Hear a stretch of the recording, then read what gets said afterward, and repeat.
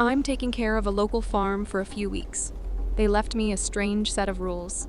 A few miles north of me, there's a little family-owned farm. The family takes a vacation in July, though, and they posted a job listing for a caretaker. My job would include feeding the animals, making sure the irrigation is working, and harvesting some crops. It's a small operation, so it's not fields and fields of stuff. Plus, they were offering $2,000. At the time, that seemed like an amazing deal. Now, I'm not so sure. See, the Gershons left me detailed instructions in the envelope, along with half of the stipend, and as I sat down to read it, I realized that it sounded a little strange. Dear Emily, thank you for taking care of our farm. To ensure your safety and happiness, we've included a list of instructions and tasks. Please feed the goats and chickens at 6 a.m. sharp. They get pretty cranky if it's not on time. You will need to prune off the floricanes in the raspberry patch. To do this, cut the canes that are woody and have already fruited. Wear thick gloves because there are thorns. If you do get cut, immediately head inside and call Dr. Livesey to make sure your wound is not infected. The sunflower field is easy to maintain and brings beauty to our farm. However, if you ever see a sunflower that isn't facing the same direction as the others, immediately head inside. Do not return to the sunflower field until the following day. The farm is, as you know, surrounded by forest. Sometimes we get coyotes, foxes, or other wild animals prowling about the grounds at night. Don't worry, the animal pens are completely secure, and there is no need to check on the animals if you hear anything at night. In fact, we recommend you do not leave the farmhouse between sunset and sunrise. Do not enter the corn maze. Even if you hear noises coming from the maze that sound like a child crying, do not enter. The corn maze is not open to visitors yet. It's most likely the bobcats in the woods. Do not be alarmed if you see the goats awake in the middle of the night. They are semi-nocturnal and often wake up to roam, graze, or use the bathroom. You may help yourself to any of the fruits or vegetables you harvest. However, do not eat the apples from the northwest corner of the orchard. We no longer use scarecrows. If you see one, please return to the house, lock all the doors, and close all the curtains. Stay inside until the following morning. Make sure to always stock the farm stand twice a day, in the morning and again in the afternoon. At night, take all unsold produce inside and store it in the refrigerator. We do not own any pigs. Thank you so very much, Emily. I glanced out the window. The sun was hanging low over the trees, orange rays filtering through the forest. Damn it, if I'm not supposed to be out after dark because of the wolves or whatever, I better get cracking. I walked over to the goats first. They huddled close to me as I filled their food bins, staring at me with their weird slit pupils. I tried to get it done as quickly as possible, goats, honestly. Freaked me out a little bit. As I hurried away, one with black and white fur pushed its little face through the fence. Ma, it bleated, staring at me. The chickens were more skeptical of me, staring at me and letting out long balks as they bobbed their heads. As soon as they realized I had food, though, they came over and pecked the ground.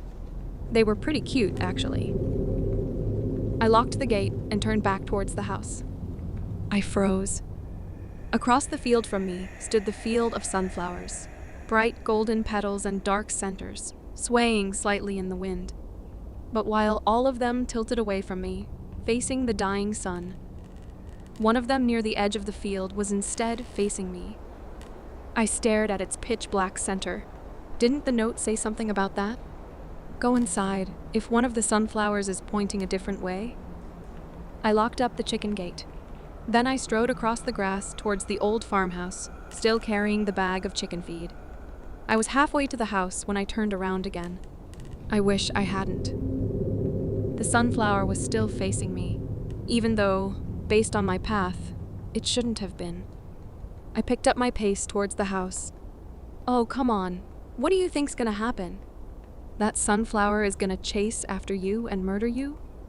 My brain knew it was stupid, but there was something instinctual, a gut feeling, that forced my legs to pump harder. I didn't even bother dropping the feed off at the shed. I raced into the house and locked all the doors. Phew, safe. I took a final glance out at the sunflower. Then I went into the tiny kitchen and started some water boiling for pasta. By the time I was sitting down to eat, I was shaking my head. So stupid. Afraid of a sunflower. Something woke me up in the middle of the night. I sat up, my neck aching from the crappy pillow they'd left for me. I looked around my tiny bedroom, but nothing seemed amiss. Well, of course there were things amiss, like the peeling paint and the light bulb that flickered and the clogged toilet. But nothing different. I yawned and checked my phone. 3:12 a.m.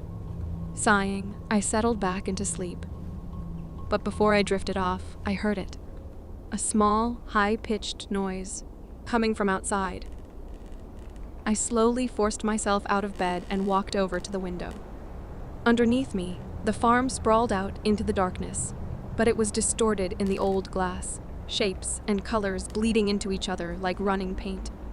I flipped the window lock and pushed it open, the wood squeaking loudly in my ears. I listened. Silence. Then, "Help me." A voice. A child's voice. Coming from the direction of the cornfield. That's no fucking bobcat. My blood ran cold. I stared out into the darkness, at the cornfield on the edge of the woods, hoping that it was just some lingering dream or something. But as I stood there, the cool summer breeze wafting into the room, I heard it again. "Please, help me." The voice wavered, as if the child was crying. I squinted into the darkness, staring at the cornfield. I have to go out there. I remembered the Gershon's rule, but there was no way this was an animal. "Hey, I'm coming, don't worry," I shouted out the window. Silence. And then a rustling sound. I squinted at the cornfield and I could see the stalks moving, as something moved within them. "Stay where you are," I shouted into the darkness. "I'm coming to get you." The cornstalks continued to move, and every muscle in my body froze. The amount of corn moving. There was no way it was just a small child in there. The corn was swaying, dancing, roiling in an area maybe 10 feet across. And it was making its way towards the edge of the field, rapidly. I shut the window, then I closed the blinds, my heart hammering in my chest. I raced downstairs and checked the locks. And then, finally, when I was sure I was safe, I called the police. But they wouldn't even come out. "There are no missing children in the area, and what you saw was most likely a bear," they explained calmly. "I think they must know all about the Gershon's farm." So now I lie here, in my bed, listening the snaps and rustles of the cornstalks. There is a chair wedged under my doorknob. I've triple-checked all the locks, and all I can do is wait for dawn.